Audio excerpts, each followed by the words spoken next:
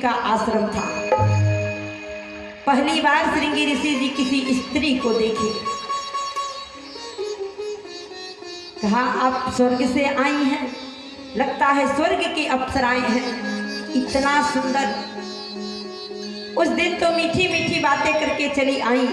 दूसरे दिन तीसरे दिन वेश्याओं ने कहा क्या हम ही आएंगे, आप हमारे यहाँ नहीं चलेंगे। जब शाम को विमांडक ऋषि जी अपने आश्रम पे आते तो श्रृंगी जी के मुख पर वह तेज नहीं देखते थे। पूछते थे कि बेटा यहाँ कोई आया था, तो श्रृंगी ऋषि बताते थे हाँ स्वर्ग की अप्सराएं आई थी। एक दिन वेश्याओं ने कहा क्या आप हमारे साथ नहीं चलेंगे। श्रृंगी ऋषि ने कहा अवश्य चलेंगे, तुम लोग रहती कहाँ हो। बताया कि नदी के उस पार।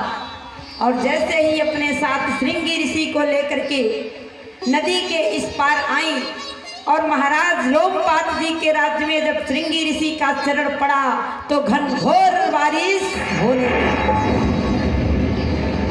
सारे प्रजावासी प्रसन्न हो गए। विमांडक ऋषि के क्रोध से कौन बचाए। तो ब्राह्मणों ने कहा शांता का विवाह इनके साथ कराया जाए और बोर्ड पर लिख दिया जाए अंग देश के राजा श्रृंगी ऋषि। ऐसे तेजस्वी ऋषि थे। उन्हीं के देखरेख में यज्ञ प्रारंभ हुआ। पुत्र कामेष्टि यज्ञ प्रारंभ हुआ। आहुति कौन दे रहा है? महाराज दशरथ जी नहीं दे रहे हैं, वशिष्ठ मुनि जी आहुति दे रहे हैं। और जैसे ही आहुति दे रहे थे उसी यज्ञ से अग्निदेव खीर का पात्र लेकर के प्रकट हुए। प्रेम से बोली अग्निदेव भगवान की। वह खीर का पात्र महाराज दशरथ जी को दिया और कहा जो जैसे जथा योग्य है प्रसाद बांट दिया जाए। आधा प्रसाद रानी कौशल्या जी को दिया गया और एक भाग रानी कैकेयी को, दूसरा भाग अभी देने वाले थे। तभी एक चिल आई उड़ते उड़ते और थोड़ा सा प्रसाद लेकर के उड़ गई। ये आनंद रामायण में कथा आती है।